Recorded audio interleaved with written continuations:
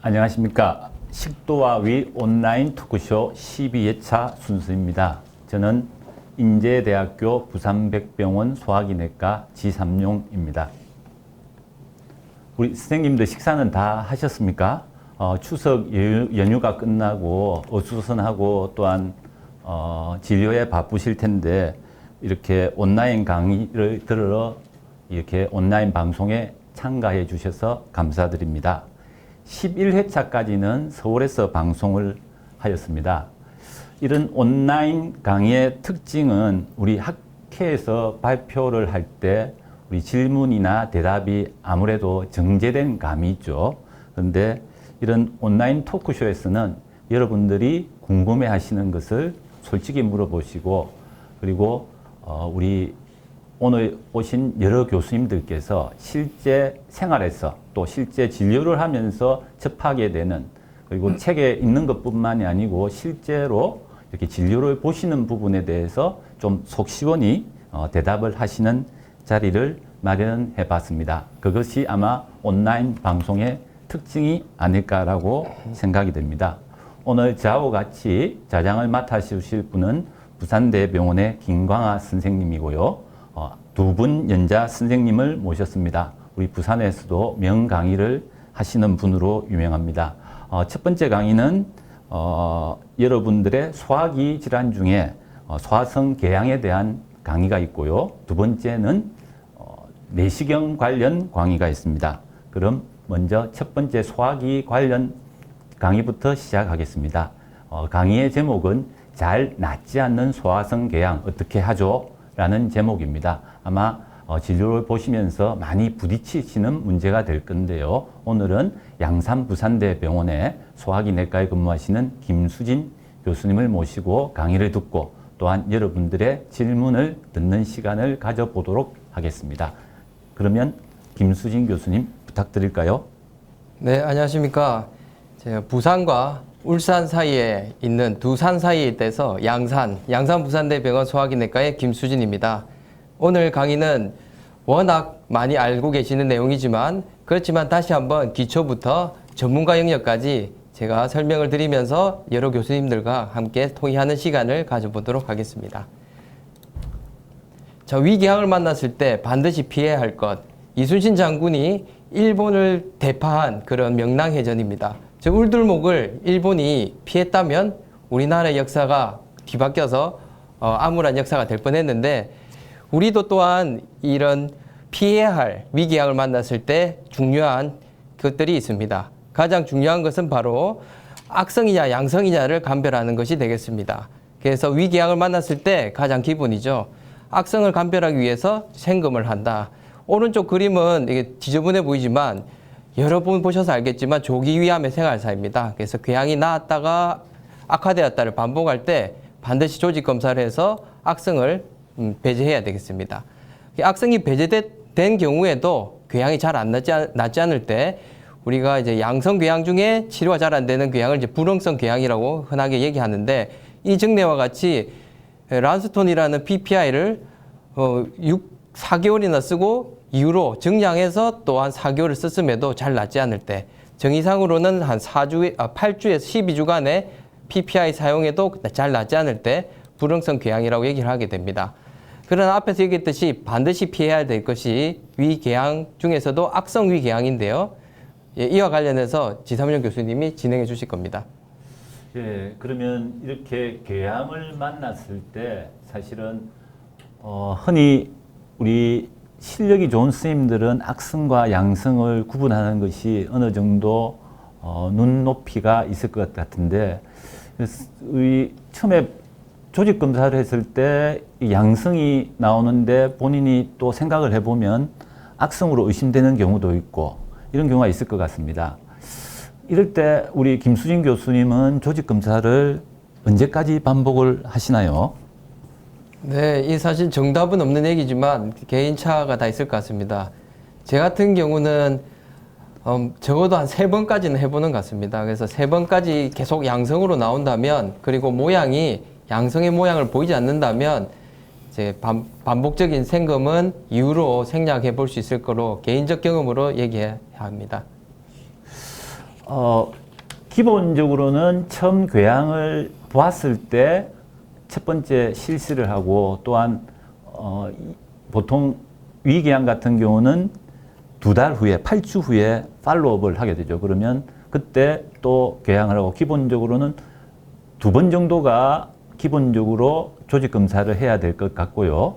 그런데 진짜 너무 잘 나와버려서 이것은 조직 검사를 해도 되지 않을 것 같아 해서는 처음 1회의 조직 검사로 분명히 만족도 할 것 같습니다. 아마 그 이슈는 또 뒷강의인 우리 이진 교수님이 아마 또 반복해서 설명을 해 주실 것 같은데요. 조금 소개가 늦었는데, 이진 교수님은 조직 검사를 어떻게 하고 계십니까? 네, 저도 역시 마찬가지로 위궤양의 경우에는 2개월 있다가 이제 궤양이 나았는지를 확인할 때 반드시 조직 검사를 시행하고요. 조직 검사가 깨끗이 힐링된 경우에는 6개월이나 1년 후에 추적 내시경 시에 또 조직 검사를 시행하는 편입니다. 저는 개인적으로는 힐링 얼서라도 말그넌스의 가능성이 있기 때문에 추적 검사 과정에서도 루틴으로 조직 검사를 반복해서 시행하는 편입니다. 예, 2분 교수님 모두 한 2회까지는 정기적인 검사를 통해서 조직 검사를 하시는 것 같습니다. 그러나 궤양의 낫는 모습이나 원래의 모습에 따라서 이 조직 검사를 하는 횟수는 다양하다고 생각되겠습니다. 예, 다음 또 진행을 해 주시죠. 네, 이제 본론이 되겠습니다. 잘 낫지 않는 위궤양 어떻게 해야 될까?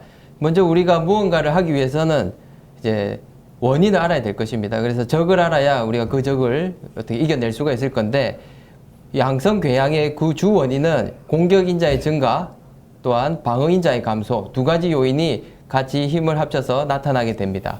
우선 공격 인자와 방어 인자 각각에 대해서 얘기하도록 하겠습니다. 공격 인자는 너무나 잘 아는 산과 펩신입니다. 우리가 단백질을 분해하기 위해서 펩시노겐이 산을 만나게 되면 펩신으로 분해가 되면서 이제 정상적으로라면 단백질을 분해해야 되는데, 그 펩신이 이제 약해진 점막을 또한 공격하라는 이제 공격 인자가 될 수 있겠고, 거기에 산이 같이 시너지 효과를 일으켜서 점막에 인저리를 유발할 수 있겠습니다.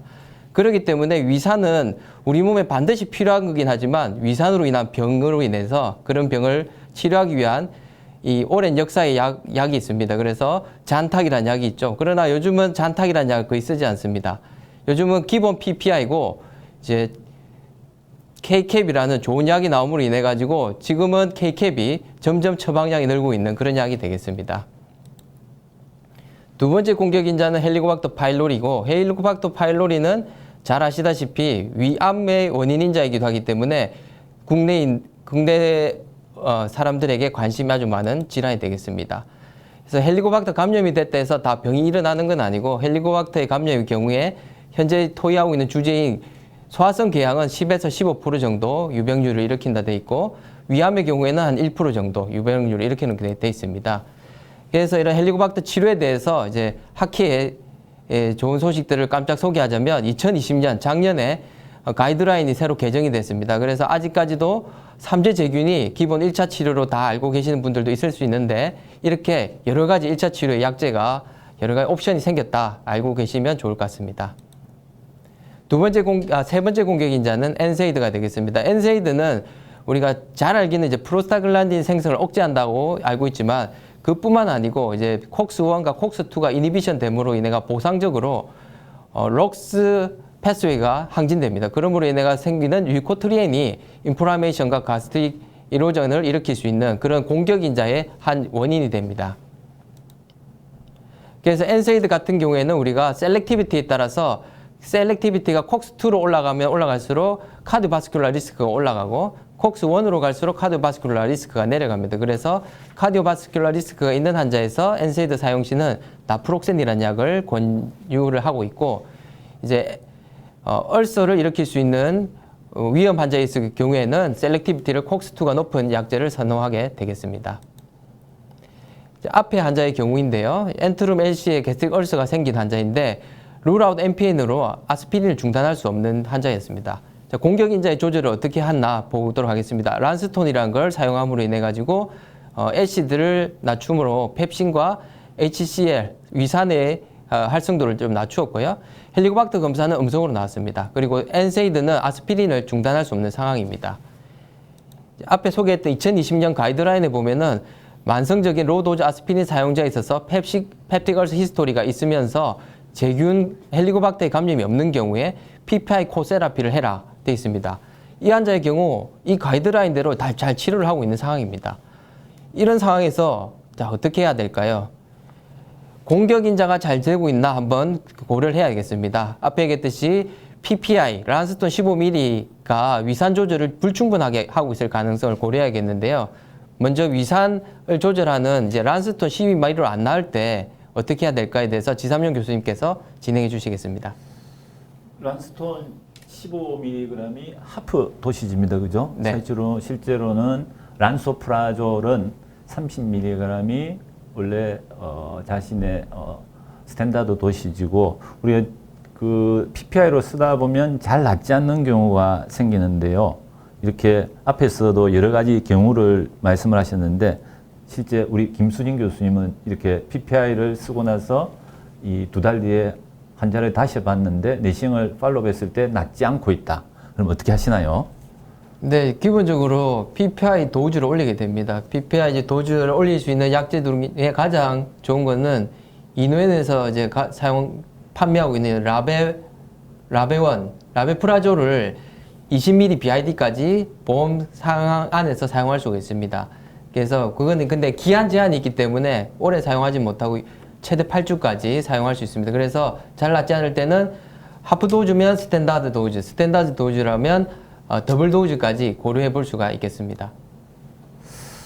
우리 수능도도 문제가 될 것 같은데요. 우리 실제로 물론 GRD에 대한 이야기인데요. 우리 PPI를 먹는 사람들을 대상으로 해서 이렇게 설문조사를 하였을 때 실제로 우리가 그 약을 잘 먹고 있습니까? 라는 질문에 환자가 80% 이상 먹고 있다는 대답을 한 환자들이 실제로 60%가 다 잘 되지가 않는 것 같습니다. 그래서 환자들한테는 이렇게 약을 잘 먹고 있는가를 물어봐야 되고 또 우리 PPI가 프로드락이지 않습니까? 그래서 실제로는 식전에 먹는 것이 좋은 것으로 되어 있는데 실제로 또 식전에 먹습니까? 라고 조사를 해봤을 때 또 환자들이 식전에 먹는다고 대답한 사람이 50%가 채 되지 않는다는 또 보고가 있거든요. 그래서 환자를 볼 때는 이 환자가 과연 약을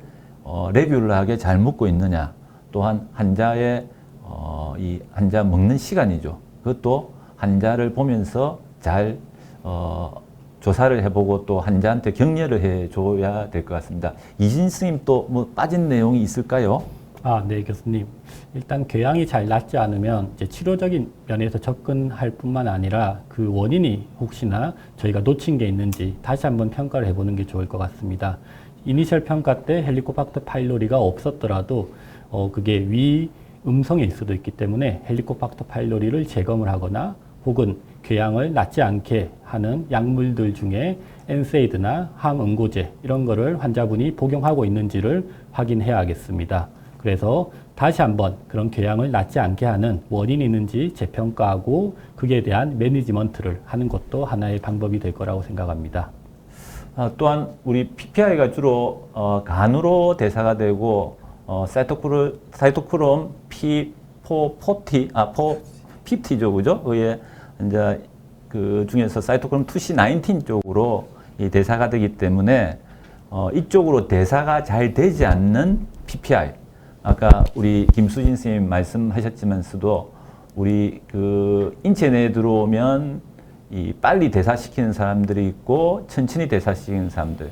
그러니까 푸어리 메타볼라이즈들이 있는데 우리나라의 푸어리 메타볼라이즈의 비율이 서양보다는 높습니다. 한 20% 정도 내야 되는데 그럼에도 불구하고 잘 낫지 않는 경우에는 이런 경우를 생각해서 이쪽으로 대사되지 않는 아까 말한 라베프라졸 같은 약으로 또 옮겨가는 것도 한 방법이 될 것 같습니다. 오늘 제가 우리 김수진 선생님 이야기를 듣다 보니 제가 몰랐던 사실이 하나 있었는데요. 라베프라졸을 10mg BID가 보험이 되는 줄 알고 있는데 20mg BID까지 보험이 됩니까? 아, 네.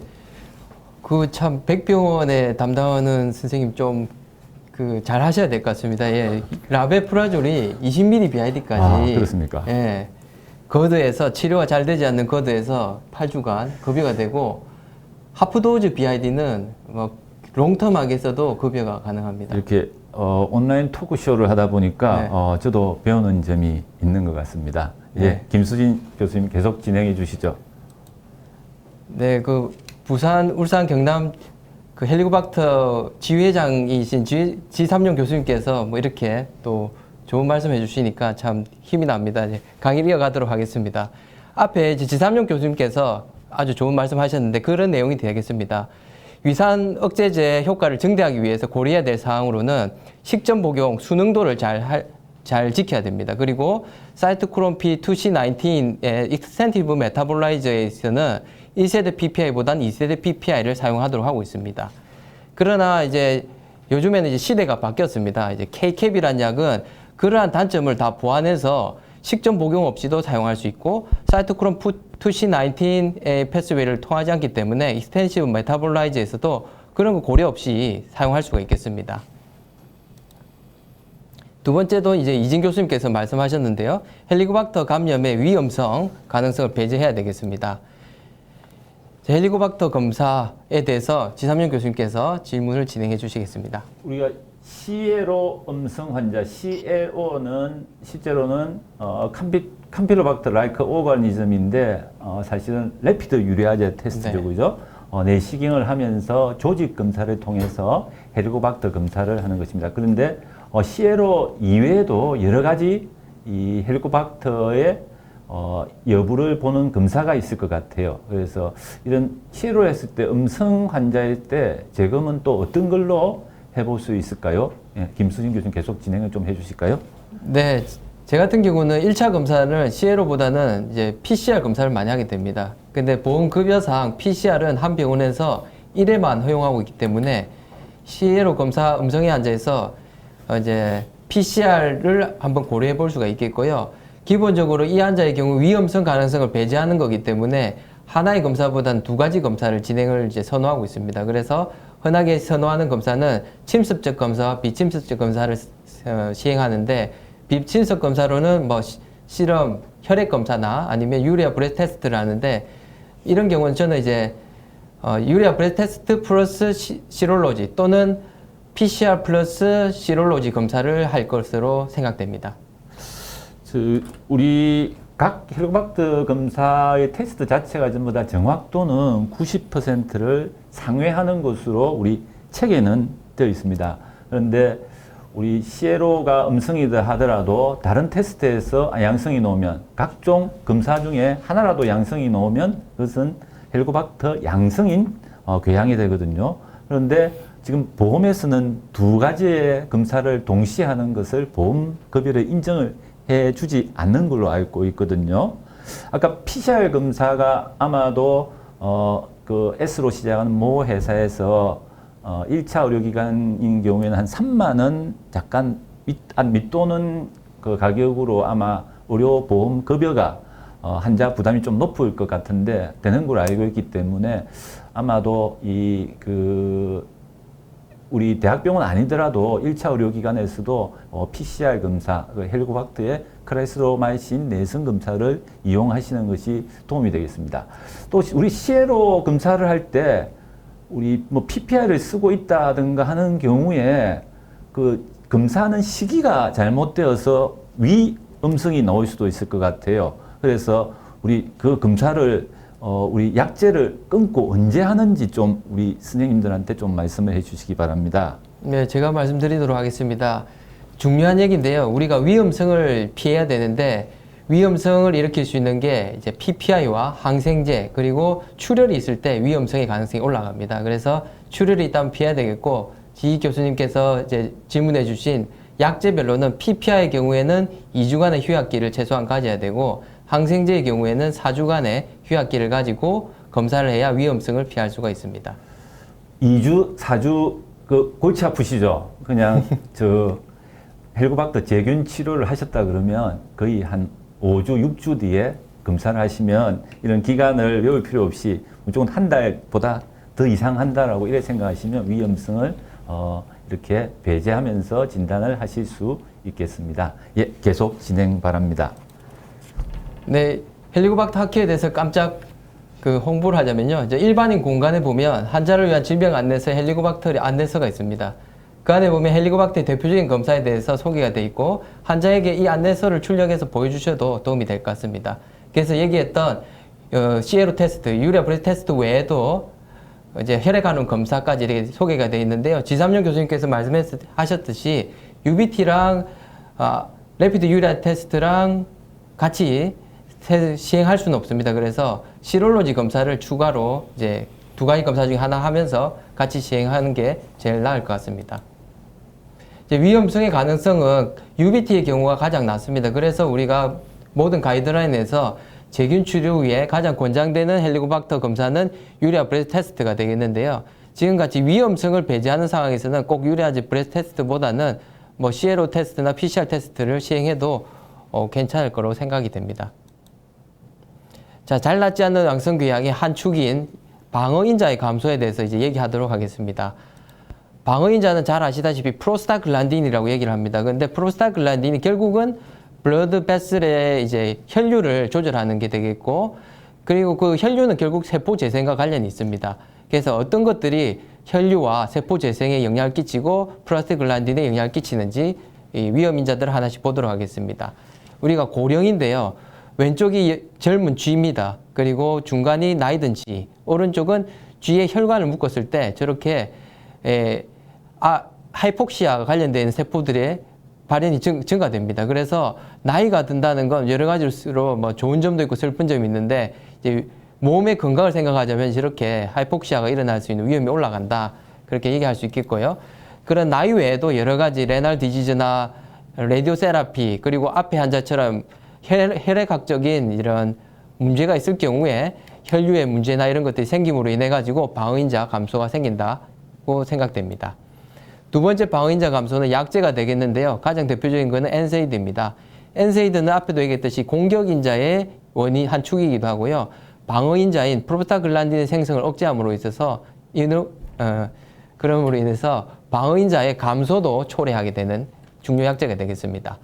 그 외에도 항혈소판제, 우리가 가장 많이 쓰고 있는 클로피도그렐이라는 약제도 보시면 이런 VEGFR, 그러니까 신생혈관의 생성을 억제합니다. 그래서 블러드 베슬의 혈류를 증가시키는 걸 억제하게 됨으로 인해 가지고 궤양의 호전을 억제하게 되겠습니다. 세 번째 약제로는 스테로이드가 되겠고요. 프레드니솔론을 가지고 한 연구에서 보면 리제너레이션에 관련되어 있는 이런 것들이 발현이 감소되는 것을 관찰할 수 있습니다. 그래서 이런 엔세이드 관련성 궤양의 위험인자로 보면 앞에 얘기했던 그런 방어인자의 감소가 되는 것들이 다 위험인자로 되어 있습니다. 그래서 고령, 엔세이드, 그리고 항혈소판제, 항응고제, 스테로이드가 되겠습니다. 그러면 이런 거를 또 방어인자를 이제 감소된 걸 좋아지게 하는 거는 이제 약물로 해볼 수가 있겠습니다. 그래서 가장 대표적인 것이 사이토텍이라는 프로스타글란딘 아날로그가 있겠고요. 그리고 레바미피드, 세 번째로 안타시드가 있겠습니다. 그러나 이제 사이토텍이라는 프로스타글란딘 아날로그는 가장 문제가 이제 사이드 이펙트가 문제가 되겠습니다. 이 한 연구에서 보면 11명 중에 4명이 부작용으로 실험을 중단하게 됩니다. 가장 큰 부작용의 원인은 이제 다이아리아와 어버도미널 페인인데요. 이제 소화기 내과에서 이제 소화기 내과적인 부작용이 생기는 걸 싫어하기 때문에 이제 약제를 사용하는데 꺼려지는 이유가 되고 있고요. 약제는 이제 QID를 복용하도록 하기 때문에 약제 수능도 때문에 약제를 좀 사용을 꺼려 합니다. 그나마 그래도 다행인 거는 여기 이 연구에서 밝히고 있는 것은 하루에 4번 사용하는 거나 3번, 2번 이렇게 사용해도 플라시보에 비해서 가스틱 얼서의 힐링이 더 증가한다 이렇게 보고하고 있습니다. 그래서 권장되기는 하루에 4번이지만 뭐 환자의 부작용 때문에 3번을 쓴다, 2번을 쓴다 이렇게 줄여서 쓰더라도 환자의 얼서 힐링에는 도움이 될 수 있다는 것이 그래도 미소프로스톨에 있어서 쓰는 이제 노하우가 될 수가 있겠습니다. 이제 두 번째가 무코 프로텍티브 에이전트인 레바미피드인데요. 레바미피드는 이제 가스트릭 데미지뿐만 아니라 스몰 바울 데미지도 여러 가지 방어 인자를 증가시킴으로 인해 가지고 힐링에 도움이 되는 것으로 나타나고 있습니다. 자, 다음 질문은 지 교수님께서 진행하시겠습니다. 우리 방어 인자 증강제도 이제 우리 의서 힐링에 관계되는 거에 있어서 이어서 우리 김순희 선생님이 말씀하셨는데요. 실제 김순희 선생님은 어떤 상품을 방어인자 증강제를 선호를 하시는가요? 네, 제 같은 경우는 이 환자가 정말 이 얼서가 잘 안 낫는다. 그러면 이제 고전을 선택합니다. 그래서 사이토텍을 실제로 처방을 하고 사이토텍 이제 부작용 때문에 처음부터 QID를 쓰진 않고 처음에는 이제 QD나 BID를 시작해서 환자의 수능도에 따라서 필요시에 증량을 하고 있고요. 이 환자가 뭐 아주 심각한 환자가 아니다, 얼서가 잘 안 낫고 이런 게 아니다 이런 경우에는 부작용이 적은 그냥 믿을 만한 효과보다는 부작용이 적으면서 그래도 효과가 여러 연구를 통해서 증명된 레바미피드를 선호하는데요. 레바미피드는 특히나 이제 스몰 바울 인저리에서도 좀 예방 효과가 여러 연구에서 밝혀져서 좀 더 이제 사이토텍을 제외한 그 뮤코 프로텍티브 에이전트로는 좀 더 선호하는 약제입니다. 저는 개인적으로는 미소프로스톨을 거의 사용해 본 적이 없습니다. 우리 이진 선생님은 어떤 약물을 쓰시는지? 예, 저는 이제 보통 약을 처방할 때 이제 약의 알수가 많은 건 그렇게 좋아하는 편이 아닙니다. 그렇게 되면 이제 약의 수능도가 좀 떨어지기 때문에 꼭 잘 낫지 않는 궤양이 아니라면 그러니까 꼭 잘 낫는 궤양이라면 저는 이제 PPI 단독으로 치료를 유지하고요. 조금 잘 안 낫는 궤양이다 싶으면 이제 방어인자를 아주 소량으로 추가하는 스타일입니다. 그래도 저도 마찬가지로 레바미피드나 아니면 환자의 선호도에 따라서 젤 타입을 선호하는 경우에는 라미나지나 이런 젤 타입의 그런 방어인자 증강제를 선호하는 편입니다. 우리 소화기 내과 스님들은 뮤코 프로텍턴트를 특정 약물을 선호하시는 것으로 그렇게 보여집니다. 예, 계속 진행하시죠. 네. 이 마지막 증례가 되겠습니다. 이 환자의 경우에는 이제 양산에 있는 의원에서 저한테 의뢰를 주신 환자인데요. 이렇게 궤양이 6월달 검사하고 8월 검사, 11월 검사 이렇게 약을 계속 쓰는데도 잘 낫지 않는 전형적인 리프렉토리 게스틱 얼서 환자가 되겠습니다. 이 환자의 경우 앞에 제가 얘기했듯이 이제 PPI 경우에 BID, 풀도즈 BID를 쓰고 사이토텍을 쓴다 이렇게 했습니다. 이래서 이렇게 그 앞에 얘기인 이제 공격 인자를 잘 조절하고 있느냐, 방어 인자를 잘 추가할 게 있느냐. 그래서 그거를 다 고려해서 얘기했던 울둘목을 피해야 되듯이 악성 가능성을 배제하기 위해서 내시경으로 재조직 검사하고 위험성의 가능성을 배제하기 위해서 PCR 검사 그리고 시로로지 검사를 해서 다시 재검을 하고 이제 약제는 이렇게 맥시멈으로 제 생각엔 맥시멈으로 사용했습니다. 역시나 맥시멈 사용했더니 이렇게 좀 힐링이 되고 있습니다. 그러나 문제는 이제 급여 처방이 제한이 있기 때문에 풀도즈 PPI, 모든 PPI 풀도즈 BID 안 됩니다. 이제 라베프라졸의 경우에 풀도즈 BID를 8주 사용 후에 계속 유지할 수가 없습니다. 그래서 BID를 하프도즈로 감량해서 썼더니 점점 다시 악화가 되고 있습니다. 어쩔 수 없이 그냥 사이토텍이라도 이제 쓰자 이래 가지고 사이토텍을 증량했고 이제 하는데도 호전이 되지 않았습니다. 이 당시 상황을 보면 저희 병원에 이제 국립대의 특수성 때문인지 어쩐지 약제부에서 KKF의 허가를 잘 주지 않아 가지고 제가 처방을 할 수 없는 상황이었습니다. 그래서 대학병원 중에는 가장 늦게 KKB라는 약제가 들어오게 됐는데요. 이후로 이제 KKB 들어오고 나서 이 환자는 이제 좋은 결실을 맞게 되는 해피엔딩 스토리입니다. 이어서 질문은 지 교수님께서 해주시겠습니다. 질문이 교수님 어떻게 하실 건가요? 라는 질문입니다. 이제 여러 가지 것을 고려를 해봐야 될 것 같은데요. 예, 김수진 교수님 다음 좀 진행을 해주시죠. 네, 그 이제 제가 이제 그 타이밍 잘못 맞춰가지고 제 얘기를 미리 해버렸는데요. 그래서 KKB라는 게 뒤늦게 들어와가지고 KKB라는 약을 썼고 그 외에 이제 사이토텍은 최대 TID로 유지하면서 혹시나 놓치고 있는 게 있는지 다시 한번 검토했지만 놓치고 있는 건 없는 것 같아서 그렇게 처방을 했었습니다. 예, 계속 진행해 주시고 그 서머리는 조금 뒤에 하시고 지금 이제 우리 그 교양을 보면서 감별해야 될 질환 그 주의해야 될 점이 나오죠, 그죠? 네. 그 대해서는 조금 빨리 조금 진행을 좀 부탁드리겠습니다. 네, 알겠습니다. 그래서 얘기했듯이 KCAP 쓰고 사이토텍은 이제 TID 쓰다가 환자가 좀 불편해서 수능도를 올리기 위해서 환자 만족도를 올리기 위해서 QD로 사용했습니다. 그랬더니 이렇게 울서가 지금까지 치료한 거에서 가장 좋은 결실을 맺어서 이렇게 거의 힐링에 가까운 거의 스카의 체인지에 가까운 호전을 보였고 현재 이후로 아직 팔로우는 안 해서 여기까지가 이제 이 환자의 마지막 사진이 되겠습니다. 그래서 개인적인 경험으로 이제 이 주제에 대해서 얘기를 하자면은 예전 같으면은 풀도즈 PPI BID가 맥시멈이었다면 지금은 더 강력한 KCAP이 있기 때문에 강력한 KCAP을 사용한다. 보노프라잔 연구에서도 보노프라잔 사용으로 인해 가지고 리프렉터 게스틱 얼서이 호전되었다는 이런 연구 결과도 있기 때문에 KCAP에서도 아직 그런 연구는 없지만 제 개인 경험상은 충분히 그런 효과를 보일 것으로 생각됩니다. 그리고 미소프로스톨 다른 교수님들 사용을 안 한다고 하셨지만 제 같은 경우는 수능도를 보면서 사용을 하고 있고 혹시나 놓치고 있는 라이프 스타일 모디피케이션이 있다면 얘기를 하고 있습니다. 이 리스크 팩터로 술, 담배가 그렇다. 이거는 이제 넘어가도록 하겠습니다. 이제 마지막으로 잘 낫지 않는 궤양에서 감별해야 할 질환이 되겠습니다. 우선 가장 흔하게는 이제 악성 궤양이 앞에도 얘기했듯이 다시 반복해야 될 중요한 포인트가 되어 있고요. 그 외에 드물지만 감염성 질환, 졸린갤리슨 그리고 크론병이 하나의 원인이 될 수가 있겠습니다.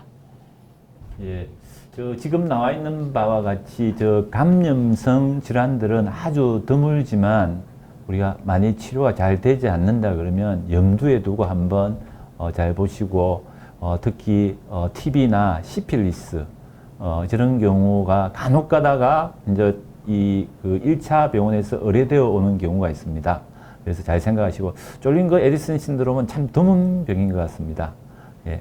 지금 마지막으로 서머리죠. 네. 서머리인데 서머리 하기 전에 이전에 우리 미리 그 질문 사전 질문 받은 것이 있는데요. 조금만 띄워 주시겠어요? 예.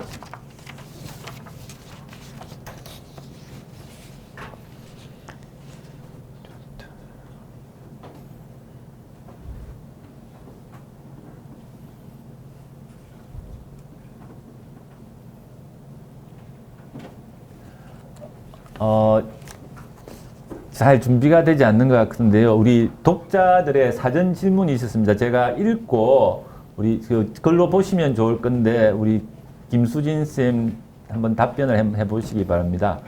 헬리코박터균 제균 치료를 1, 2, 3차 치료까지 했어도 제균이 잘 안 되어서 12장 궤양을 달고 다니시는 분이 있습니다.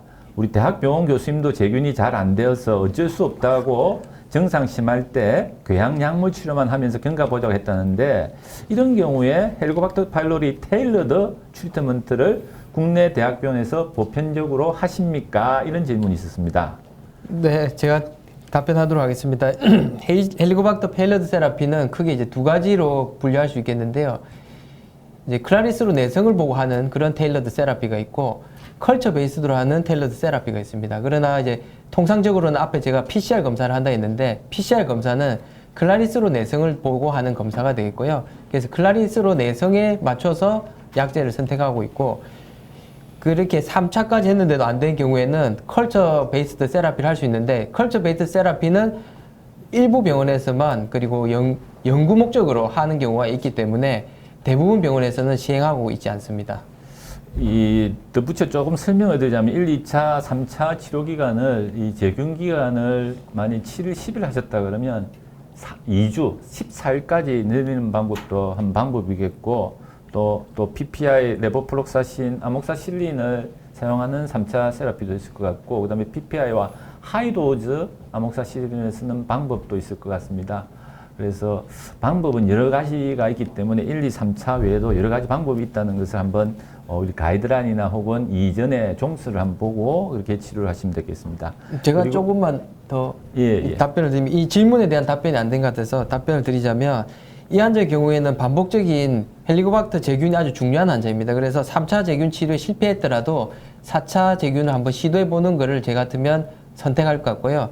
이제 컬처 베이스 세라피 같은 경우에는 서울의 일부 대학병원에서 하기 때문에 환자를 뭐 걸로 리퍼를 한다든지 아니면 지삼용 교수님이 말씀해 주셨던 그런 3차 안에 포함되지 않은 새로운 재균 치료를 비급여긴 하지만 시도를 하는 것을 제 같으면 시도할 것 같습니다.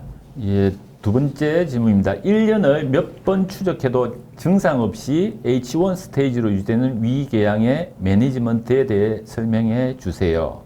예, 어떻습니까? 제가 또 답변하도록 예. 하겠습니다. 네.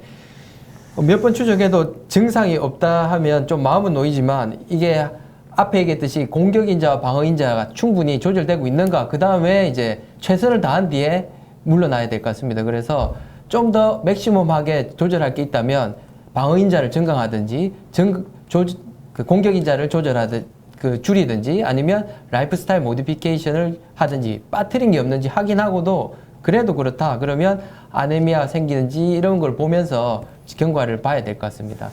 환자를 보다 보면 그 엔세이드나 아스피린에 먹는 복용 여부를 환자 본인이 모르는 경우도 있습니다. 그래서 항상 이 환자의 약제를 다 갖고 와봐라. 그래서 약제 복용부터 시작하고 그다음에 김수진 선생님이 말씀하신 그런 빠진 것이 없나를 보는 것도 중요하겠습니다. 다음 세 번째 질문입니다.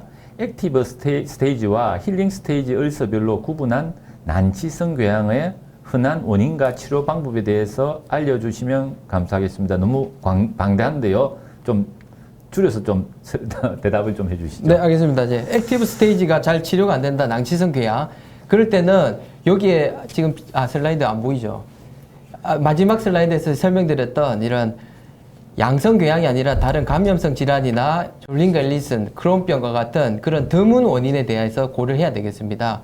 그러나 힐링 스테이지 얼서가 잘 낫지 않는다 이러면 앞에 얘기했던 이런 방어인자와 공격인자의 조절이 잘 안 돼서 그런 가능성이 있기 때문에, 그래서 활성 액티브 게스틱 얼서가 잘 낫지 않는다. 그거는 조금 더 일반적인 리프렉티브 게스틱 얼서 중에서는 좀 더한 워크업이 필요한 질환으로 생각해야 될 것 같습니다. 예, 김수진 선생님 말씀이 옳습니다. 우리 그 액티브 스테이지의 병은 우리 다른 낫지 않는 경우면 다른 원인들 아까 말한 감염 질환이나 혹은 우리 조기 위암도 실제로는 액티브와 힐링 스테이지를 반복하지 않습니까? 그래서 질환을 생각해 봐야 될 것 같고, 힐링 스테이지가 오래 가는 경우에는 우리 특히 엔세이드나 아스피린 복용 환자에서는 1년 넘게 혹은 수년 동안 힐링 스테이지, 완전히 아무 이전 스카로 되지 않는 힐링 스테이지를 보이는 얼스가 많은 것 같습니다. 예. 다음 네 번째, 12지향 궤양을 상부 위장관 내시경 검사에서 발견 시에 헬리코박터균에 대한 시에로 테스트, 악성 감별을 위한 바이옵시 등을 조직 검사를 언제 하는 것이 좋을까요? 예. 네, 12지향 궤양의 경우에는 사실 위궤양보다는 악성의 가능성이 상당히 낮습니다. 그래서 이제 조금 마음은 놓이지만 그래도 어쨌든 발견 초기에 검사를 하게 됩니다. 블리딩의 리스크가 웬만해서는 높지 않기 때문에 이제 그 발견 당시에 시에로 테스트와 악성 감별을 위한 바이옵시를 하게 되는데요. 12지향 궤양의 경우에는 우리가 궤양이 아주 얕은 경우에는 조직 검사를 안 하게 되는데요. 사실은 궤양이라는 것은 이제 병리학적인 개념이고, 얕은 미란도 이제 궤양으로 이렇게 진단하고 조직 검사를 하게 되는데, 그런 경우는 사실은 굳이 열심히 12지향의 얕은 미란 그런 경우는 조직 검사를 적극적으로 하진 않습니다. 김수진 교수님 말씀하신 대로 12장은 우리 악성이 매우 드문 장입니다. 그래서 12장 교양을 보면 시에로 테스트는 거의 뭐 모든 경우에 다 하는 것이 원칙일 것 같고요. 그다음에 이 교양의 모양이 메스인가 아닌가를 보아서 메스인 경우에는 반드시 또 이 다른 거 생각하고 바이옵시를 해야 될 것 같고, 혹은 드물게 또한 우리 12장에도 아밀로이도시스나 HS 풀프라 같은 것이 생길 수 있기 때문에 항상 이런 그 집담회나 혹은 세미나에 자주 가셔서 이 눈에 보고 익히는 그런 습관을 들이셔야지 이 12장 교양에 감별하는데 도움이 될 것 같습니다. 5번째 질문입니다. K캡은 2살 이상 사용하기 힘든가요? 라는 질문입니다. 네, K캡은 PPI와 같은 지금 관리를 받고 있습니다. 그래서 PPI처럼 이렇게 기한에 제한 없이 사용하고 있습니다. 실제로는 우리 허가사항은 4주 보고 또 4주 하는 이 1차 의료기관에서는 아마 4주 플러스 4주로 되어 있는 것 같습니다. 우리 3차 의료기관은 요즘 거의 뭐 PPI나 이 K캡에 대한 의료보험공단에서 실사나 이런 게 없기 때문에 아마 우리 교수님 무제한으로 사용하고 계신 것 같습니다. 이 6번째 질문입니다. 다른 교양 치료제 및 프로카이네틱스의 권고 투약 기간에 대하여 질문을 드립니다. 라고 되어 있네요. 네, 그래서 게스트릭 얼서, 두된 얼서 같은 경우는 우리가 이제 PPI 1주 사용 때 뭐 3mm 줄어든다 이런 얘기가 있습니다. 그래서 이제 보통은 이제 한 2달 정도 넉넉하게 사용을 하게 됩니다. 그리고 프로카이네틱스는 뭐 궤양 치료에 있어서는 아주 중요한 약제는 아니라서 뭐 쓰면은 같이 기간 맞춰서 쓰고, 프로카이네틱스만 뭐 따로 기간을 신경 쓰지는 않습니다. 예, 지금 조금 시간이 남았는데 지금 그 실시간 질문 중에 거의 질문은 우리 방금 그 강의 내용이나 사전 질문에 있었던 것 같고요. 또 한 분 눈에 띄는 질문이 H-파이오리 치료로 1차, 2차, 3차 나누는 기준이 무엇인가요? 예를 들어 1차로 아목사실린 클라리스마이신을 사용하는 이유가 무엇인지, 부작용 때문인지요? 라는 질문이 있습니다. 예, 김수진 선생님 어떻습니까? 네, 우리가 이제 1차 치료로 가장 많이 사용하는 아목사클라린은 이제 스탠다드 세라피라고 또 부르는데요. 그만큼 이제 보편화되어 있기 때문에 사용하고 있습니다. 근데 다른 약제들을 보시면 약제가 이런 트리플 세라피에 비해서 많고 아니면 먹는 횟수가 많고 그렇습니다. 예를 들면 콩코미넌트 같은 경우는 약제가 4개나 되는 거죠. 그 시퀀설도 그렇고 하이브리드도 그렇고, 그리고 비스무스 쿼드루플은 하루 4번이나 먹어야 되고 또 약제가 4개입니다. 그래서 트리플 세라피가 스탠다드였던 이유는 가장 약제가 작았기 때문에 그런 걸로 생각이 되고, 그러면서도 효과가 있다. 요즘 말하면 이제 가성비 좋은 약제라서 그런 약제로 이제 기존에 사용됐다면, 지금 현재는 이제 그 효과가 많이 떨어짐으로 인해 가지고 결국은 스탠다드 세라피에 약제를 더 추가를 해 가지고 콩코민더 세라피를 한다든지, 스탠다드 세라피 1주만으로는 효과가 적기 때문에 최소 2주간을 쓰자, 아니면 비스무스 쿼드루플도 뭐 하나의 옵션으로 1차 치료로 사용할 수 있다 정도로 지금 현재 개정된 가이드라인에서는 얘기하고 있습니다. 예, 좀 시간이 돼서 이제 서머리를 한번 보도록 하겠습니다. 네, 잘 낫지 않은 소화성 기양 잘 치료하고 계시겠지만은 다시 한번 리마인드 하시자면 위암의 가능성을 항상 배제하겠고요. 그렇기 때문에 반복된 조직 검사가 제 같은 경우는 3번, 잘 낫지 않는다는 전제고요. 잘 나오면 뭐 한 2번으로 끝을 내겠습니다.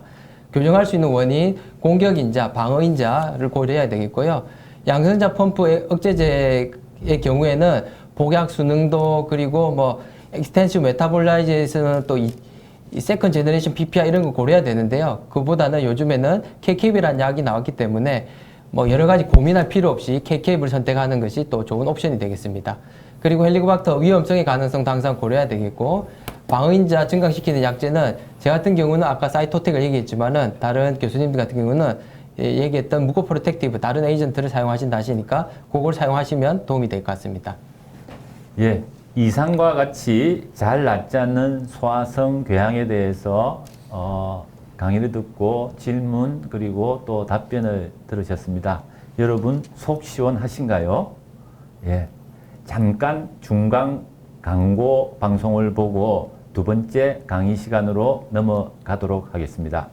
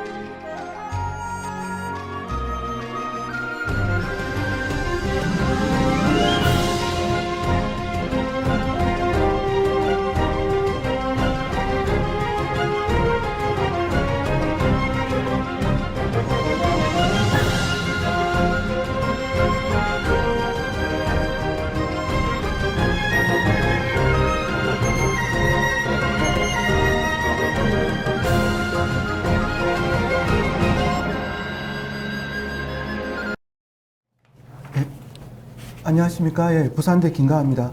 앞에서 우리 지상 교수님께서 아주 능숙하게 진행을 잘해 주셔서 솔직히 좀 부담이 됩니다. 그래서 일단은 저는 오늘 약간 시술로 좀 늦게 와서 분위기 파악한다고 시간이 좀 걸린 상태이고 이 분위기가 너무 진지하게 잘 이루어지고 있는 것 같습니다.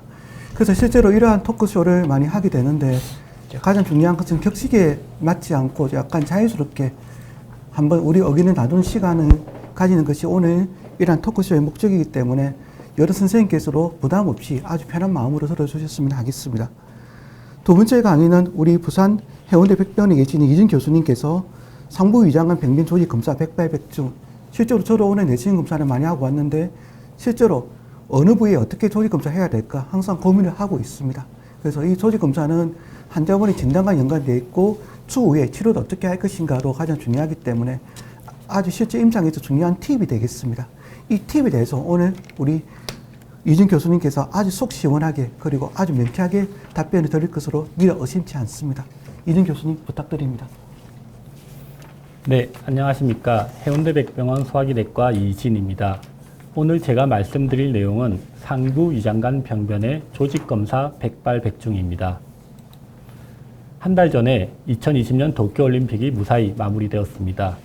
혹시나 했는데 역시나 한국 양궁 여자단체는 금메달을 획득하였고 무려 올림픽의 9연패를 달성하였습니다. 이렇게 한국 양궁이 강한 이유는 무엇일까요? 여러 가지 이유가 있겠는데요. 그 중에서도 실전을 고려한 체계적인 훈련이 가장 큰 도움이 되었다고 합니다. 우리 위내시경 조직검사도 백발백중을 위해서는 사전에 충분한 학습과 훈련이 필요하겠습니다. 세 가지가 조화를 이루어야겠는데요. 먼저 자세한 관찰, 그리고 생검 여부의 결정, 정확한 조직검사 시행, 이렇게 세 가지가 원활하게 조화를 이룬다면 조직검사 백발백중 가능할 것으로 생각됩니다. 먼저 관찰입니다. 병변을 발견하지 않는다면 조직검사를 할 수가 없기 때문에 어떻게 보면 관찰 및 병변의 발견이 가장 중요한 단계가 되겠습니다. 자세한 관찰과 정확한 촬영, 그리고 그러기 위해서는 맹점, 블라인드 스팟을 놓치지 말아야 되겠습니다. 대표적인 블라인드 스팟으로는 카디아, 그리고 어퍼바디 GC, 바디의 포스테리어 월 사이드, 파일로릭 에이리어, 안트룸의 LC 사이드가 있겠습니다. 또한 내시경 중에 병소가 발견되면 원경, 근경, 중간에서 사진을 촬영하고 조직검사 전후의 사진을 반드시 촬영해서 추후에 추적검사 혹은 치료 내시경에 도움이 될 수 있도록 해야겠습니다. 대표적인 블라인드 스팟 사진인데요. 첫 번째 사진은 카디아, 두 번째 사진은 어퍼바디 포스테리어 월, 세 번째 사진은 어퍼바디 GC입니다. GC의 경우에는 주름이 잘 펴지지 않는 경우가 많기 때문에 여유를 가지고 충분한 공기 송기를 통해서 주름을 펴서 관찰해야겠습니다. 그 외에도 로우바디 포스테리어 월, 피링, 그리고 안트룸의 LC 사이드 등이 대표적인 블라인드 스팟이 되겠습니다. 이러한 맹점을 피하기 위해서는 다양한 방법이 권고되는데요. 전통적으로 시스테마틱 스크리닝 프로토콜이라 해서 위에 각 구역별로 동서남북 총 4장 정도의 사진을 촬영하여 최소 22장의 사진을 촬영하는 경우에 블라인드 스팟을 놓치지 않을 수 있다고 합니다. 그리고 크로모 엔도스코피라 하여 전통적으로는 인디고카민 염색약을 병변 쪽으로 뿌렸을 때 병변의 특성과 경계를 명확히 관찰할 수 있겠습니다. 그리고 최근에는 내시경 기술이 발전하면서 매그니파잉 엔도스코피나 MBI, 리얼 포커스 등의 그런 어드밴스 툴을 사용할 수도 있겠습니다. 이제 관찰을 했다면 생검 여부를 결정해야 되는데요. 그러기 위해서는 조직 검사의 목적이 무엇인지를 알아야 되겠습니다. 조직 검사의 목적은 다양합니다. 하지만 무엇보다도 가장 중요한 것은 악성 질환, 즉 암의 진단이 되겠습니다. 우리가 내시경 중에 이 병변을 보고 조직 검사를 할까 말까 고민되는 경우가 상당히 많습니다. 그럴 경우 저는 의심스럽고 고민되면 무조건 조직 검사를 하자라고 말씀드립니다. 그렇게 하는 경우에 내시경 의사에게는 마음의 안정, 그리고 환자에게는 빠른 진단이 가능하기 때문입니다. 조직검사지의 기본사항은 예전에 많은 그런 소화기 내시경 세미나에서 훌륭하신 교수님들이 강의해 주신 내용과 대동소이합니다. 요점은 내시경 선단부와 병소와의 거리를 멀지 않게 적절한 거리를 유지하라는 것이고, 내시경 조직검사를 채취한 뒤에는 반드시 보조 간호사에게 이 조직이 적절하게 채취되었는지를 확인해야 하겠습니다. 조직검사의 개수는 첫 조직에서 암의 진단율이 높은 것으로 보고되고 있고요. 조직 개수가 많을수록 암의 진단율도 높아지는 것으로 보고하고 있습니다. 조직검사의 종류로는 루틴 바이옵시 포셉이 가장 많이 사용되는데요. 일반적인 생검 깊이는 뮤코자가 되겠고요. 이제 조금 깊게 조직검사가 되는 경우에는 머스큘라리스 뮤코자까지 이렇게 조직을 채취할 수 있겠습니다. 그리고 EMR이나 ESD 같은 방법도 사용될 수 있고요. 그리고 상피하 병변의 같은 경우에는 언루핑 바이옵시나 USFMB도 사용할 수 있겠습니다. 명확한 조직 검사를 위해서는 팁이 있는데요. 가장 중요한 것은 타겟팅입니다. 정확한 병변에서 조직을 채취하는 것이고요. 또한 진단 가능성이 가장 높은 병소에서 생검을 해야겠습니다. 그리고 최근에는 조기위암의 ESD와 같은 치료 내시경이 많이 행해지고 있기 때문에 치료 내시경이 필요하다고 판단되는 병변일 경우에는 가능한 최소한의 조직 검사를 시행하는 것이 도움이 되겠습니다. 추가적으로 혈류 방향 예측을 통해서 조직 검사가 용이할 수 있겠습니다. 그러면 이제 사전에 많은 질문들을 제가 슬라이드 중간에 이렇게 정리를 해 보았는데요. 이제 조직 검사 과정에서 흔한 그런 질문으로는 크게 두 가지가 있었습니다. 첫 번째 질문은 조직 검사의 금기증은 어떤 것이 있을까요?입니다. 조직 검사를 할 때는 꼭 필요한 경우에는 조직 검사를 해야 되지만 금기증 역시 있기 마련입니다. 그럴 경우에는 크게 두 가지로 나누어서 생각해야 되겠습니다. 전신적인 요인과 국소적인 요인입니다. 전신적인 요인인 경우에는 이 환자가 컨디션 저하 혹은 브리딩 텐던시가 아주 강해서 조직 검사를 함으로써 출혈이나 천공이 컨트롤되지 않을 정도의 그런 합병증이 우려되는 경우에는 조직 검사를 하지 않아야 되겠습니다. 그리고 국소적인 요인으로는 대표적으로 혈관 병변에서는 조직 검사를 하지 말아야겠습니다. 대표적으로 안지오디스플라지아나 베릭스가 있겠는데요. 특히나 베릭스 같은 경우에 잘못 점막하 병변으로 오인해서 점막에서 조직을 뜯는 경우 매시브 블리딩으로 인해서 상당히 환자가 위험할 수 있겠습니다. 그리고 두 번째로 주신 질문은 조직 검사 후 출혈이 있으면 어떻게 하는가요?입니다. 정상 조직을 떼면 당연히 출혈이 있을 수밖에 없습니다. 피할 수 없는 합병증이지만 대부분 이런 삼출성 출혈은 멈추기 마련입니다. 그런데 멈추지 않는다면 마음의 여유를 가지고 약 30초에서 1분, 2분 정도까지 병변이 멈추는지를 경과 관찰하고 나오는 것이 하나의 방법이겠고요. 그래도 멈추지 않는 경우에는 국소적으로 에피네프린 스프레이를 도포한다든가 클립을 한두 개 정도 해주면 완벽하게 지혈이 되겠습니다. 네, 이어서 타겟팅에 관해서 말씀드리겠습니다. 조직 검사에서 가장 중요한 타겟팅인데요. 식도에서의 타겟 바이옵시입니다.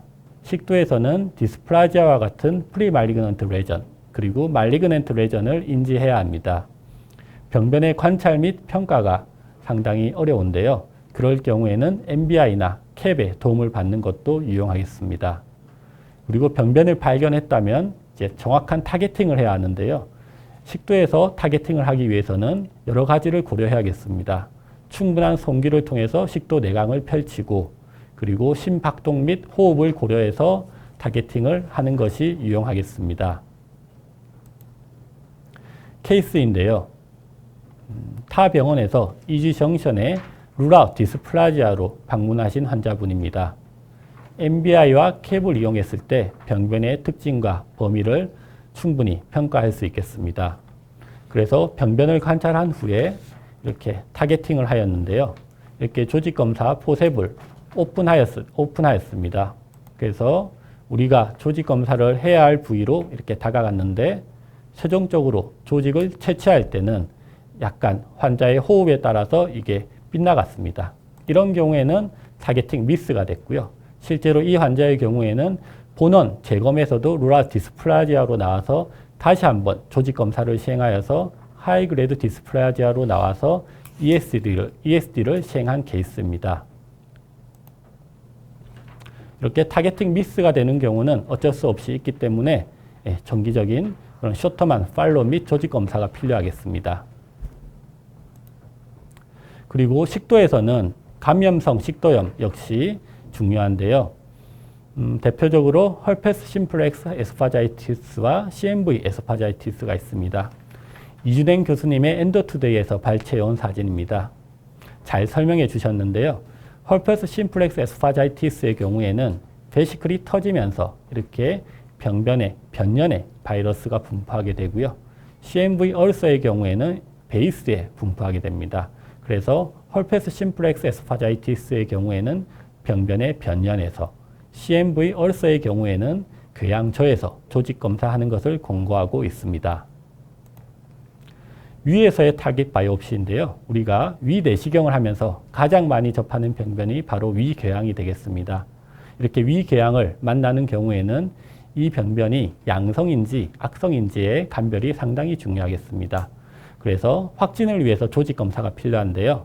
이제 대부분 가능한 얼서의 엣지에서 조직검사를 하는 것을 권고하고 있습니다.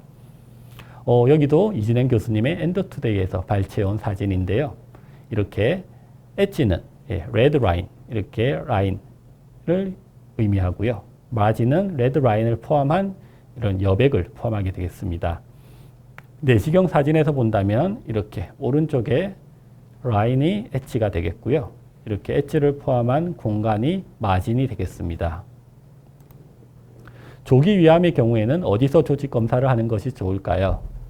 타입 1, 2A, 2B, 2C의 경우에는 이렇게 베이스에서 하는 것이 좋고요.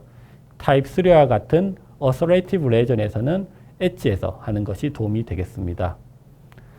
이 국내 한 연구에서 말리그넌트 얼서에서 조직 검사를 했을 때 진단율을 보고한 논문인데요. 흥미롭게도 얼서 베이스에 튜머 아일랜드에서 조직 검사를 한 경우에는 진단율이 100%에 달하였습니다.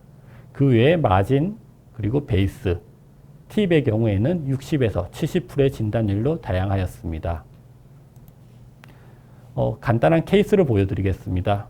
위의 케이스는 안트롬 GC의 폴립으로 내원한 분이고요. 당연히 헤드에서 조직 검사를 시행하였을 때는 하이퍼플라스틱 폴립이 나왔습니다. 하지만 베이스에도 에이티피컬한 소견이 보여서 조직 검사를 같이 시행하였고요. 오히려 하이퍼플라스틱 폴립보다 더 안 좋은 하이그레이드 디스플라지아로 나왔던 케이스입니다. 아래 사진은 말리그넌트 얼서의 사진인데요. 아까 말씀드렸듯이 말리그넌트 얼서의 경우에는 튜머 아일랜드에서의 조직 검사의 진단율이 가장 높은데요.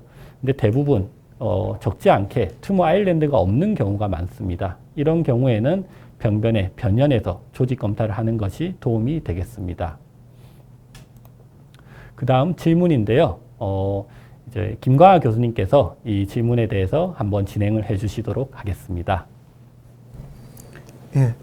실제로 앞에서 우리 이준 교수님께서 조직 검사의 테크닉에 대해서 많은 것을 말씀해 주셨고 실제로 좋은 정리를 보여주셨습니다. 실제 우리가 임상에서 많이 접하다 보게 되면 조직 검사를 하는 경우는 크게 두 가지로 나눌 수가 있는데요. 첫 번째는 윤기가 된 병변과 두 번째는 궤양이 있는 병변이 되겠습니다. 그래서 궤양의 경우는 이것이 약제점으로 생긴 것인지 우리가 가장 걱정하는 놓쳐서는 안 되는 캔서, 암 때문에 같은 그러한 것이 이렇게 감별하는 것이 가장 중요합니다. 그래서 하지만 옛날 같은 경우는 캔서 같은 경우는 많이 떼면 좋다. 진단 높일 수 있다고 되어 있지만 최근에는 엔도스코피 트리트먼트가 있기 때문에 너무 많은 조직 검사를 하게 되면 문제가 될 수가 있습니다. 그렇다면 이러한 경우에 어떠한 게 어떻게 조직 검사하는 것이 가장 어떻게 하는 것이 실제 임상이 중요한데 혹시 이진 교수님 나름대로 예를 들면 투시병변 크기가 1cm 정도라든지 아니면 쓰리병변 아니면 개항이 있는 경우 아니면 투입과 투시병변의 어느 부위에서 몇 개 정도 조직 검사하는지 또는 내시경 소견에서 M캔서, SN캔서가 각각 의심되는 경우가 있는데 거기에 따라서 조직 검사의 개수가 차이가 있는지 한번 답변을 부탁드립니다. 네, 교수님. 저는 이제 위궤양 병변에 있을 때 조직 검사를 하는 개수는 이제 케이스 바이 케이스라고 생각합니다. 하지만 이제 저 같은 경우에는 양성 위궤양이 내시경 소견상 강력히 의심되는 경우에는 가능한 적게 2개에서 3피스 정도를 얼서의 마진에서 조직 검사를 하는 편이고요. 이제 말리그넌트 얼서가 의심되는 경우에는 EGC냐 아니면 딥한 AGC냐에 따라서 조직 검사 개수가 조금 달라집니다. EGC의 경우에 뮤코자 캔서나 스퍼피셜 그런 SM 캔서인 경우에는 아까 교수님께서 말씀하셨듯이 ESD를 고려하여야 되기 때문에 가능한 적게 2개에서 많게는 3개 정도 조직 검사를 하는 편이고요.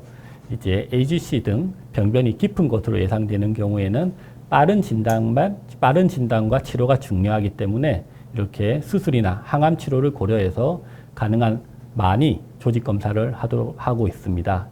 조직 검사 개수는 보통 이제 악성 위궤양 중에서 병변이 깊은 경우에는 한 3개에서 6개까지 이렇게 조직을 채취하고 있습니다.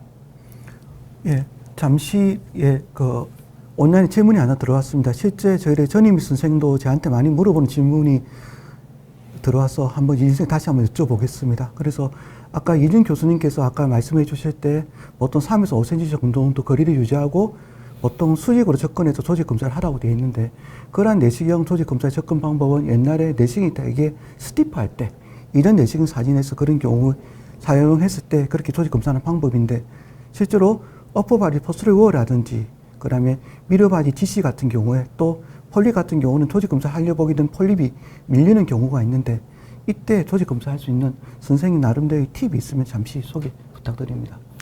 네, 일단 최근에는 이제 다이그노스틱 툴이 많이 개발이 되었고요.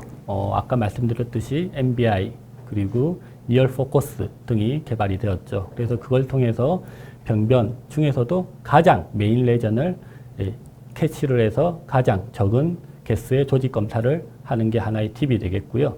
이제 용종 조직 검사 시에는 이제 폴립의 헤드가 자꾸 도망 다니고 움직이는 경우가 있죠.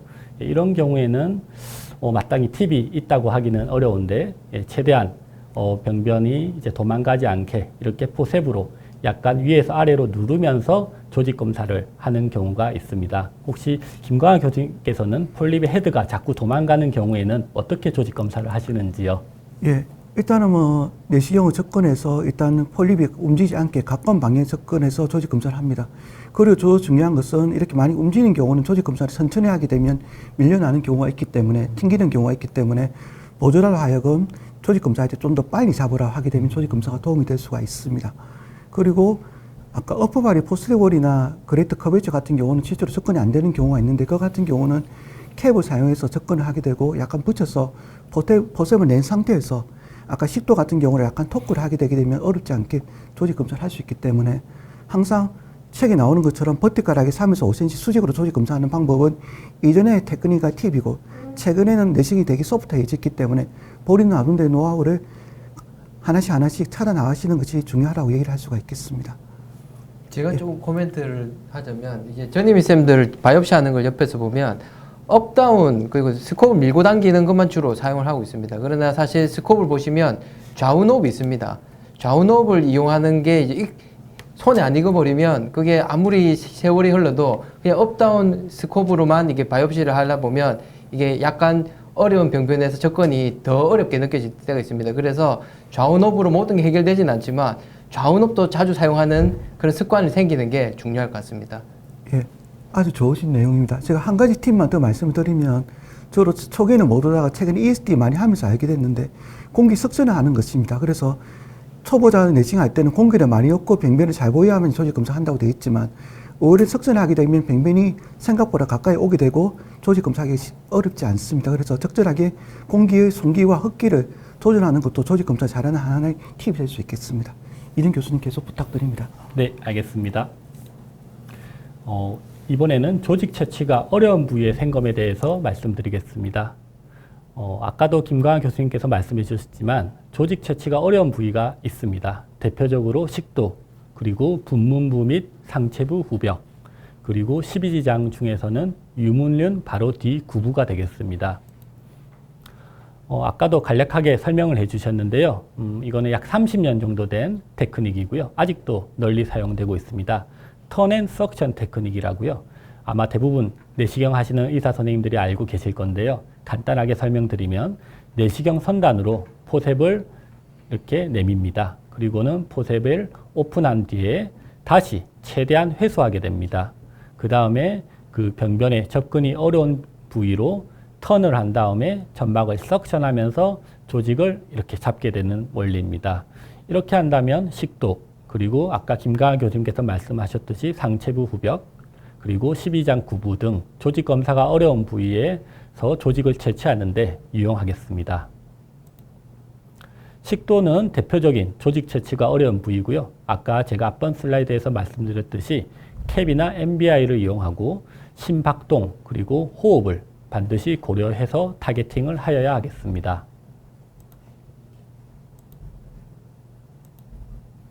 그 다음 조직 채취가 어려운 부위로는 분문부가 있는데요. 위의 사진은 이주정천에 가까운 분문부입니다. 이렇게 보통 J턴, U턴을 해서 병변 가까이 이렇게 당겨서 위치를 시키고요. 그럴 경우에 조직 검사가 용이한 경우가 많습니다. 하지만 간혹 이런 경우에도 이 포셉이 닿지 않는 경우가 있습니다. 이런 경우에는 자연스럽게 반전을 한번 풀어서 식도에서 이렇게 내려다 보는 경우에 병변이 더 잘 보이고 조직 검사가 쉬운 경우가 있습니다. 그리고 이지 정션에서 약간 떨어진 분문부의 경우에는 이렇게 J턴 상태에서 포셉을 내밀어도 평행하게 조직에 타겟이 되지 않는 경우가 있습니다. 이런 경우는 그런 좀 병변을, 그 내시경 선단을 병변에서 약간 떨어뜨리고 조직의 포셉을 길게 내더라도 정확한 타겟팅을 하는 것이 중요하겠습니다. 마지막으로 12장 구부의 메디얼 사이드인데요.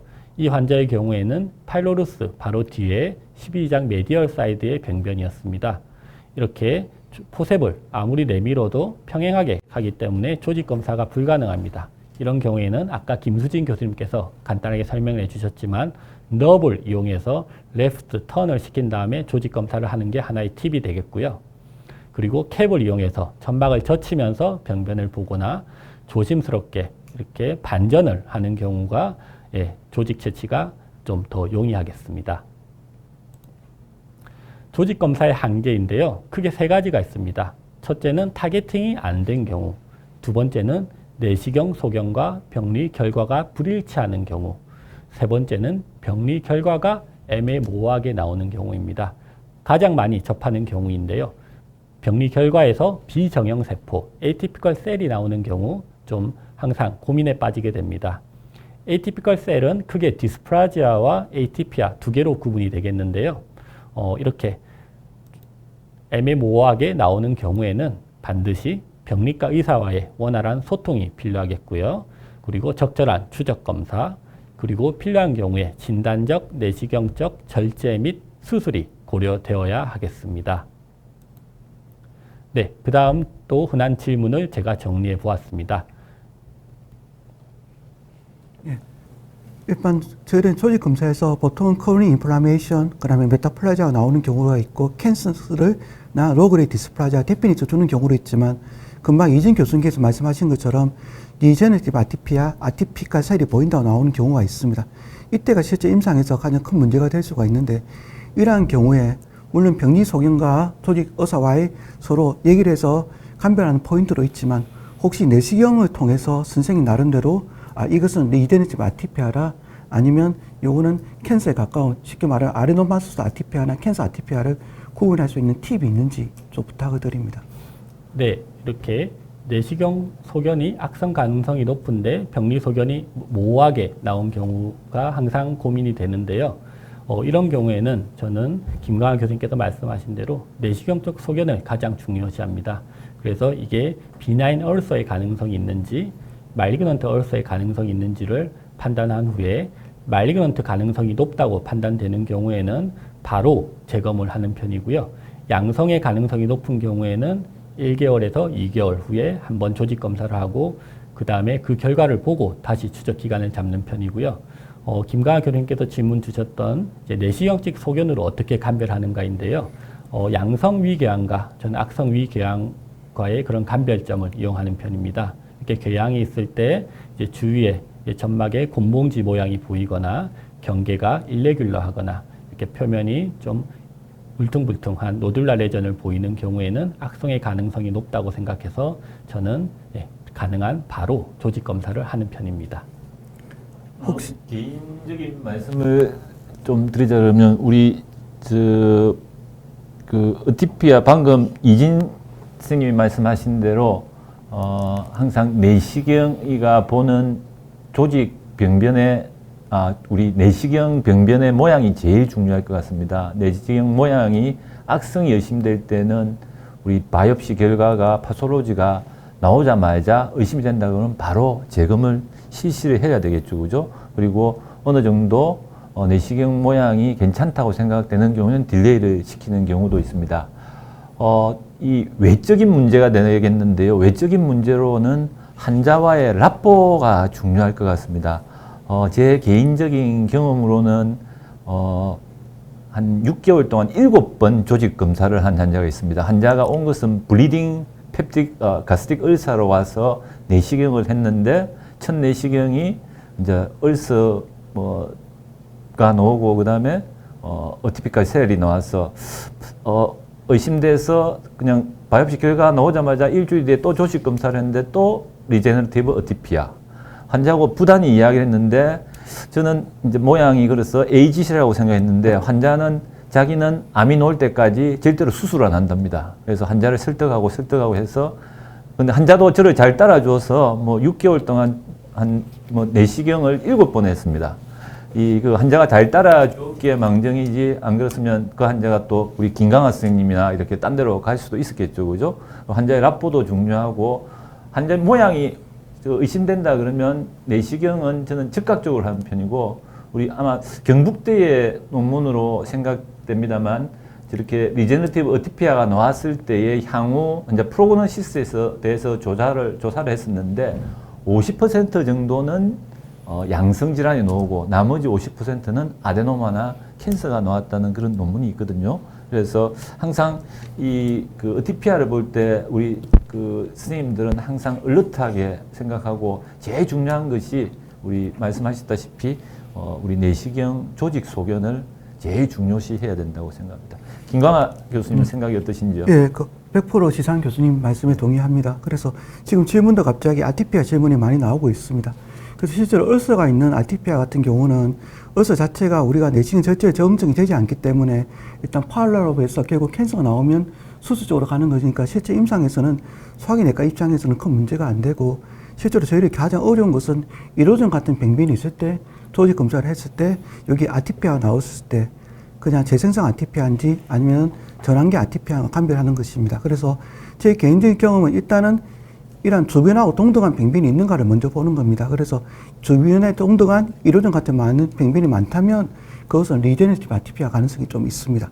두 번째는 주변에 헤마틴 같은 변화가 많이 보인다면 엔세리 때문에 생기는 경우로 아티피아가 종종 보이는 경우가 있기 때문에 역시 비나인 가능성이 많습니다.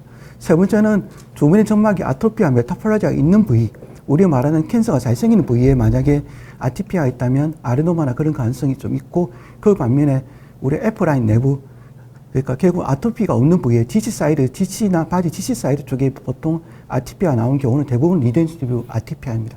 그런 식으로 약간 감별할 수 있는 게 도움이 될 수가 있습니다.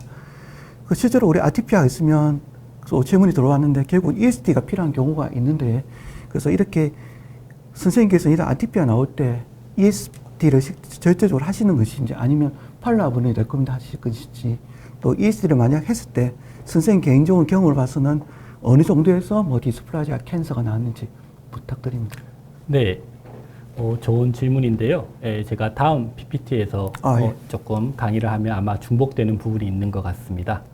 PPT를 진행하면서 이 부분에 대해서 추가 답변을 해드리도록 하겠습니다.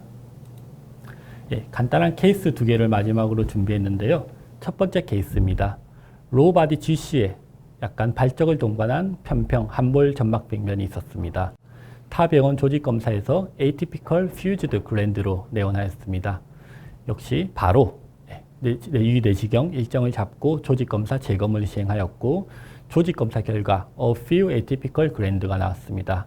그래서 이런 경우에 저는 상당히 고민이 되는데요. 아까 질문해 주신 분의 내용과 동일합니다. 그래서 저는 환자분께 조심스럽게 악성의 가능성이 있고 병변의 경계가 비교적 명확하다. 그렇기 때문에 진단적 ESD를 고려해 보는 것이 어떻겠냐 환자분께 말씀을 드렸습니다. 이제 환자분께서는 그래도 확실할 때 본인은 시술이나 수술을 원한다고 말씀해 주셔서 환자분의 의견을 고려하여서 2달 후에 한 번 더 팔로우를 하였습니다. 2달 후에 조직 검사에서는 메타플라지아 소견이 나왔습니다. 그래서 환자분과 다시 상의를 하였고 조금 불안하지만 6개월 후에 이렇게 추적을 하였습니다. 6개월 후 병리 검사에서는 Atypical Gland로 나왔고 그렇지만 가스트라이티스에 페이버한 소견으로 나왔습니다. 그렇지만 더 이상 제가 불안해서 못 참겠다. 환자분께 설명을 드리고 환자분도 동의를 하셔서 ESD를 시행하였습니다. 그런데 이제 ESD를 하였을 때 말리그넌시가 나올 경우에는 급여가 되지만 말리그넌시가 안 나온 경우에는 이제 비급여임을 환자분께 충분히 설명을 드리고 ESD를 시행하였습니다. 그래서 이 환자분은 다행인지는 모르겠지만 Well Differentiated Adenocarcinoma 라미나 프로프리아에 국한되었었고요. 환자분은 아주 해피하게 지금도 저희 병원에서 다니고 계시고 오늘 오후에도 아주 행복한 얼굴로 외래를 다녀가셨습니다. 두 번째 케이스입니다. 이분도 앞에 케이스와 유사한데요. 타 병원 위 내시경에서 로우바디 GC 쪽에 이렇게 약간 퇴색조를 동반한 발적성 편평 점막 병변으로 내원하였습니다. 타 병원에서 내시경 해주신 선생님께서 이렇게 원경, 근경, 그리고 다시 원경, 그리고 조직 검사 후의 사진 모두를 촬영해 주셔서 위치를 파악하는 데는 큰 장애가 없었습니다. 그래서 바로 본원에서 위 내시경을 시행하였고요. 역시 비슷한 위치에 약간의 퇴색조를 동반한 발적 병변이 관찰되었습니다. 그래서 약간 넓게 한 3군데 정도를 조직 검사를 하였고 하지만 저희 병원 병리 결과에서는 위염으로 나왔습니다. 그래서 환자분과 다시 상의를 하여서 2달 후에 위 내시경을 재시행하였고요. 여전히 퇴색조의 그런 발적성 점막병변이 관찰되고 있었습니다. 이번에는 조금 더 넓게 이렇게 브로드하게 조직 검사를 시행하였고요. 조직 검사 결과는 여전히 가스트라이티스 소견이었습니다.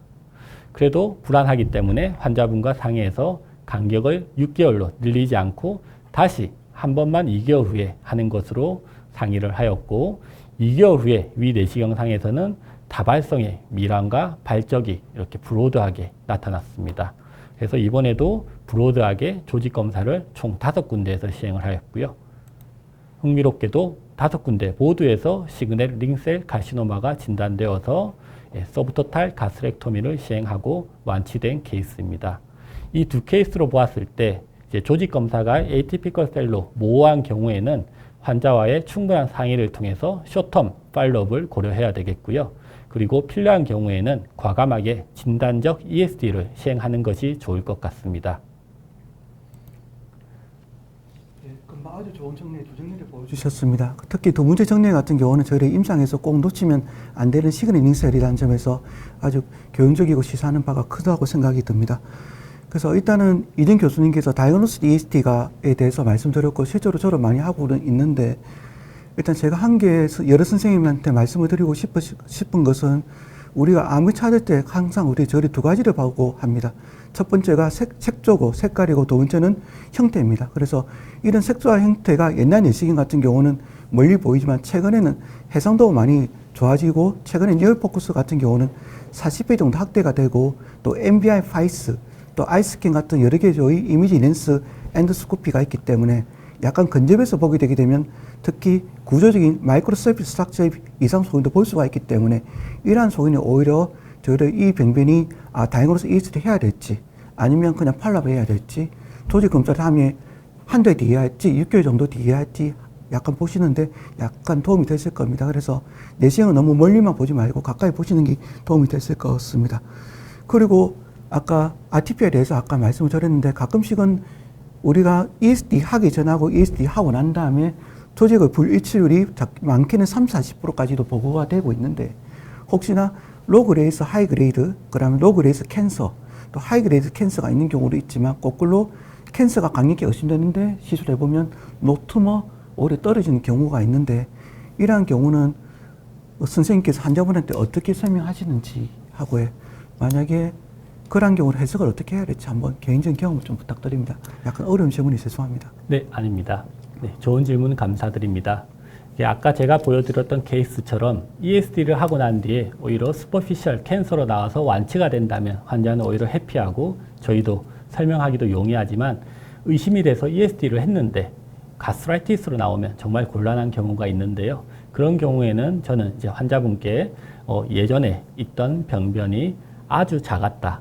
말그넌시 셀은 확실히 있었지만 그 부위가 아주 작았기 때문에 조직 검사를 여러 번 하는 과정에서 떨어져 나갔을 가능성이 많다. 그렇지만 남아있을 가능성이 있기 때문에 우리는 ESD를 시행하였고 ESD를 시행한 결과에서는 남아있지 않기 때문에 환자분은 완치가 되셨기 때문에 걱정할 필요가 없으시다고 이렇게 잘 설명을 드리도록 노력하고 있습니다. 네. 예, 저도 일단 우리 이정 교수님 의견에 동의를 합니다. 그리고 저 개인적인 경험을 잠시 말씀을 드리면 일단 우리가 조직 검사는 일부밖에 없기 때문에 이것의 구조가 너무 과다하게 보이는 경우가 있습니다. 그래서 대장 같은 경우는 크리트 디스플라자 용어가 많이 있는데 위로 똑같이 핏 디스플라자 용어가 있습니다. 그래서 핏 디스플라자 같은 경우는 조직 검사하게 되면 캔서처럼 보이는 경우도 있기 때문에 일단 유관적 소견이 중요하고 이와 같은 경우는 조빈과 색깔이 종등하고 약간 융기된 정도로 보입니다. 이것은 캔서가 아닌 것 같은데 캔서가 나왔다. 근데 조직이 ESD 해보니까 노토모 나왔다. 그런 경우는 대부분은 핏 디스플라자입니다. 이와 같이 인데스트 메타플라자와 우리가 알고 있는 로그레이드 디스플라자 그 사이 핏 디스플라자가 있기 때문에 이런 개념을 좀 아시는 것도 약간 진료에 설명할 때 도움이 될 수가 있겠습니다. 이제 오늘 강의 정리를 부탁드립니다. 이진 교수님. 네, 마지막 슬라이드입니다. 조직검사 백발백중의 썸머리가 되겠습니다. 가장 중요한 것은 자세한 내시경 관찰이 되겠고요. 병변을 발견해야지 조직검사가 가능하기 때문에 병변을 발견하기 위해서는 자세하고 명확한 내시경적 관찰이 가장 중요하겠습니다. 이후에는 정확한 조직검사를 시행하여야 되겠고요.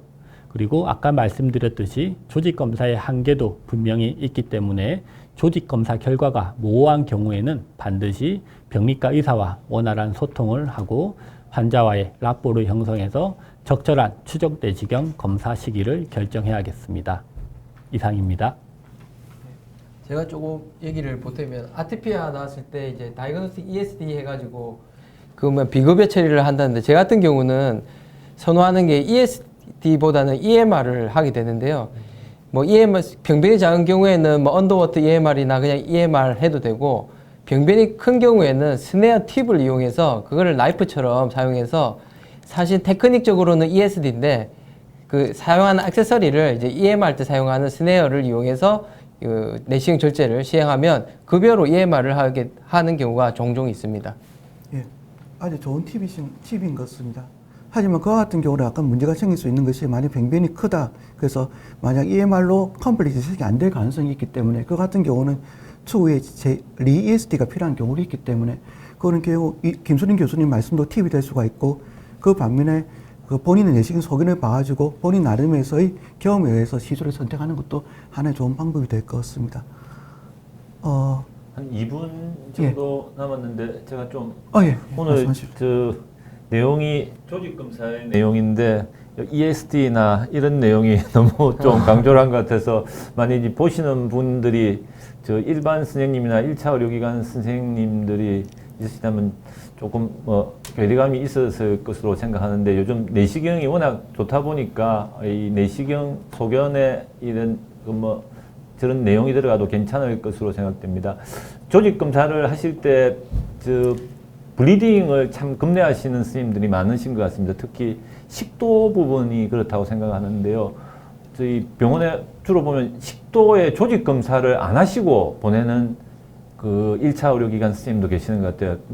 식도의 조직 검사를 하면 피가 날 것이다. 감당이 안 된다. 이렇게 생각하시는 분이 있을 것 같은데, 식도에 들어가실 때 식도에 뭐가 보이시면 그 자리에서 그냥 조직 검사를 하는 겁니다. 그리고 들어가셔갖고 12장 이 위를 보고 나오면 식도에 멈춰 있는 경우가 아주 많을 것 같아요. 그래서 보이면 오히려 식도를 이 내시경을 위드로를 해소하시면서 식도 부분을 조직 검사를 하시지 마시고 들어가면서 뭐가 보이면 하시고 난 다음에 다 검사하고 나온 경우에 조직의 블리딩이 멈춰 있는 경우가 많다. 그 염두에 두시고 아까 우리 이진 스님께서 스프레이에 대해서 설명을 하셨거든요. 저는 사실은 스프레이를 참 좋아합니다. 그래서 스프레이 카테터가 얼마 안 하고 재활용이 가능할 것 같아요.